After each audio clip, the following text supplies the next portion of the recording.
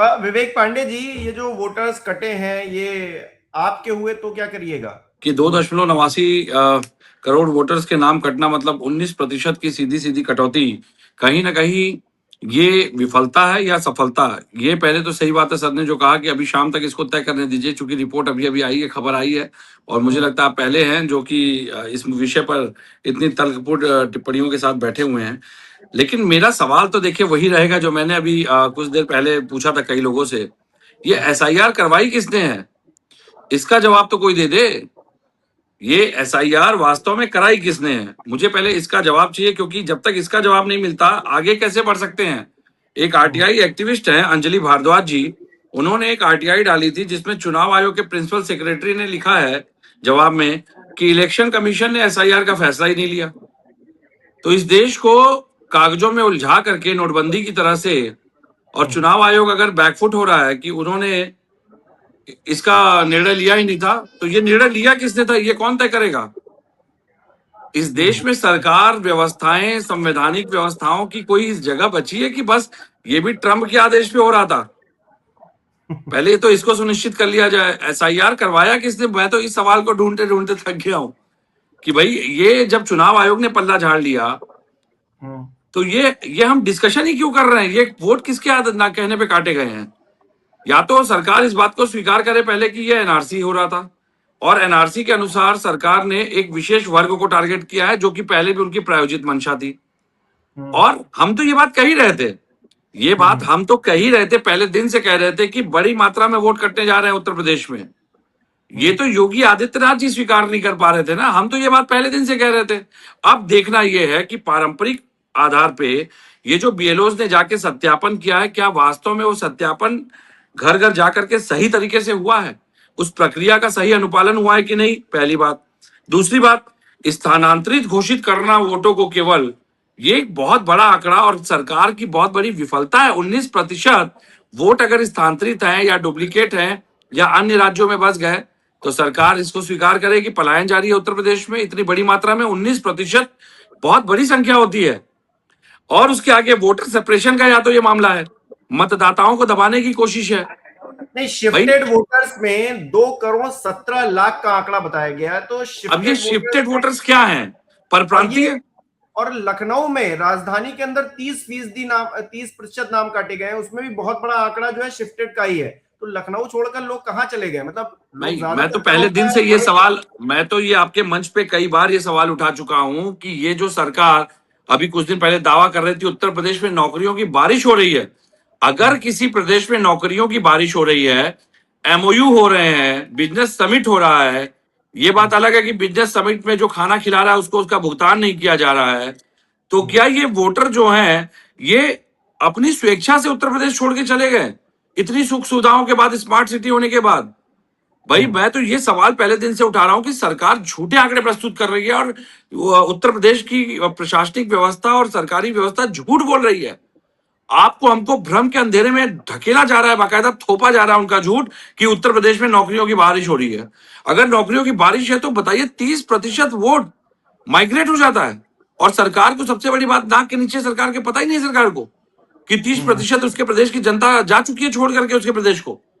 ये बहुत ही दुर्भाग्यपूर्ण स्थिति है। वास्तविकता ये है कि प्रचार प्रसार के माध्यम से धक्का देकर के ये केवल प्रायोजित मंशा के अनुरूप चल रहे हैं। और मैं फिर वही बात दोहराऊंगा, पहले तो इस बात पे चर्चा होनी चाहिए कि ये एसआईआर था कि एनआरसी, क्योंकि अगर एसआईआर चुनाव आयोग ने आरटीआई में जवाब दिया है तो ये एसआईआर नहीं था, तो ये चुनाव आयोग या सरकार झूठ क्यों बोल रही है, खुल करके सामने क्यों नहीं आ रही कि एनआरसी कर रहे थे।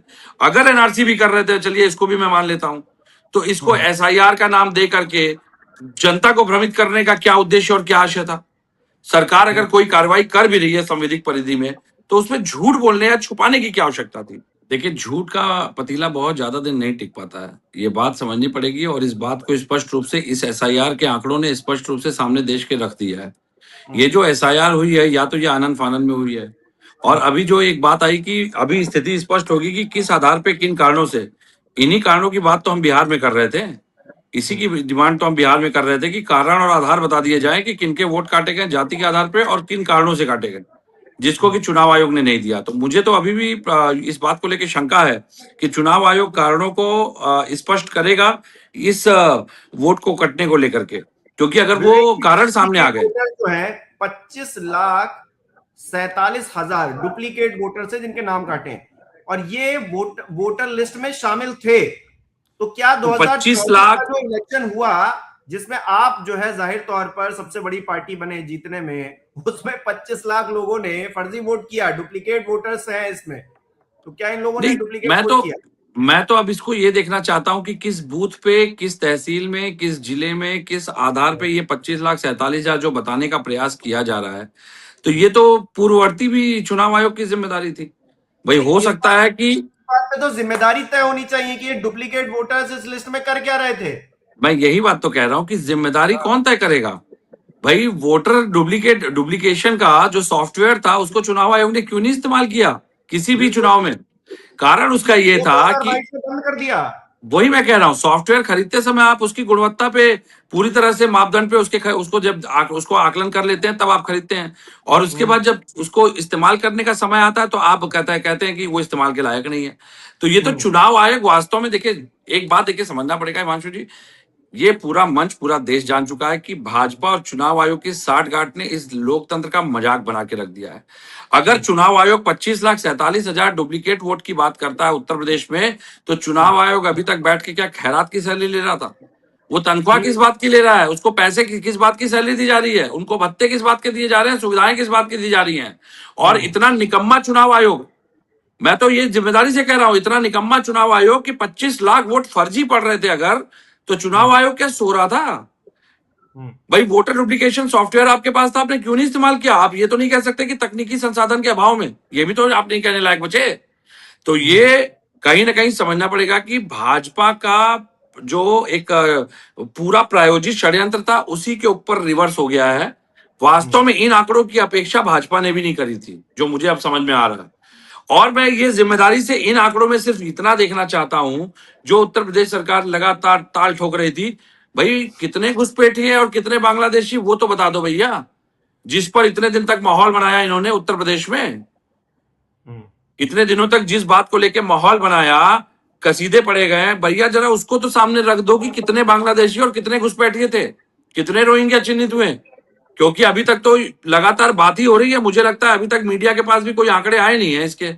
और डिटेंशन सेंटर की बात है तो उत्तर प्रदेश में कहां कहां डिटेंशन सेंटर शुरू हो गए, इसको भी अभी तक नहीं बताया गया है। नहीं, तो वो तो मुझे अब लगता है ऑर्डर कि जारी किया गया है। वो 27 के इलेक्शन से पहले जो है सारे लोग पहुंचने लगेंगे, चिंता मत करिए।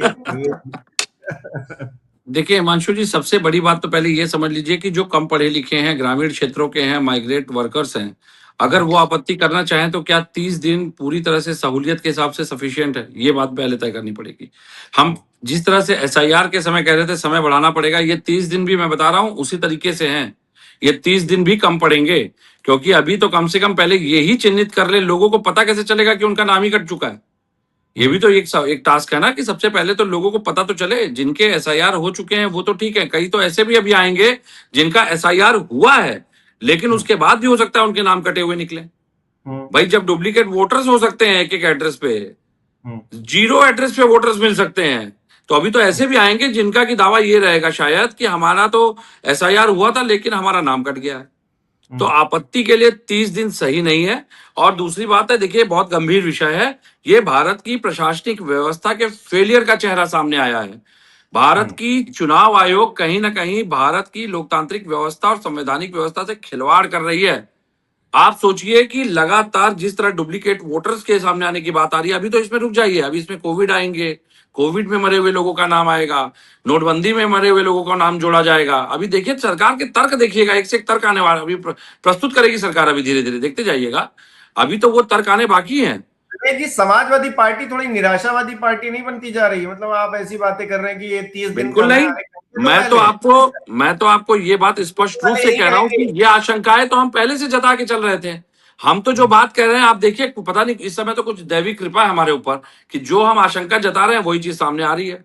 सबसे पहले वोट कटने की बात आदरणीय अखिलेश यादव जी ने उठाई थी, उस समय भाजपा ने नकारा था, बाद में वही बात योगी जी ने स्वीकार की और आज देखिए परिणाम सामने है। और मैं आपको फिर कह रहा हूं, ये 30 दिन भी कम पड़ेंगे आपत्तियों के लिए। इस 30 दिन में भी ऐसा ना हो कि कई मृत्यु हो जाए, कई लोगों की जान चली जाए। इसलिए हम सरकार से अभी से निवेदन कर दे रहा हूं आपके मंच के माध्यम से कि इसको अभी से बढ़ा लीजिए ताकि भगदड़ न मचे। और एक सुलभ व्यवस्था दीजिए कि आपत्ति जिसको करनी है, कोई ऐसा ऑनलाइन विंडो क्रिएट किया जाए, मोबाइल के माध्यम से चाहे लैपटॉप के माध्यम से, सहज विंडो जिसके माध्यम से जिसे आपत्ति हो वो तत्काल आपत्ति उसमें दर्ज करा सके। अब उसके लिए भी आप लाइन में ना लगवा दीजिएगा कि कागज लेकर के लोग अपने लंबी कतार लेकर के लाइन में खड़े हैं पूरे पूरे दिन, एसआईआर ही चल रहा है जैसे नोटबंदी में देखा गया था। क्योंकि मैं कह रहा हूं ना, अभी देखिएगा एक से एक विद्वान प्रवक्ता भाजपा के तर्क प्रस्तुत करने आएंगे और उन तर्कों को देख के आप भी ऐसे सर पकड़ेंगे कि क्या तर्क, मतलब हम आधुनिक भारत है। अभी आप भी इस बात पे संदेह करेंगे। और इसीलिए मैं कह रहा था, ये आशंका मैं तो फिर कह रहा हूं, जाते जाते आपके मंच पे कह रहा हूं, ये बहुत गंभीर विषय है कि ये अगर एसआईआर है तो ये किसके आदेश पे हुआ। सबसे पहले इस जड़ में जाना जरूरी है, क्योंकि अगर ये एसआईआर को लेकर के जो दावा मिस भारद्वाज जी ने किया है, अगर वो गलत है तो उनसे सवाल जवाब होना चाहिए था। ये तो पूरे देश को भ्रमित करने वाली बात हो गई। लेकिन अगर उनके पास आरटीआई की कॉपी है तो मुझे लगता है कि हिमांशु भाई फिर तो इस देश का संचालन कहीं और से ही हो रहा है, ऐसा प्रतीत होने लगा है कि संस्थाएं कह कुछ रही हैं, हो कुछ रहा है, चल कुछ रहा है, दिखाया कुछ जा रहा है। हम वास्तव में अपने ही देश के लोकतंत्र में जीवित है ना, ये बात भी फिर ये सवाल खड़ा हो जाएगा फिर इस देश के सामने कि बिल्कुल। हमारा संचालन कर कौन रहा है।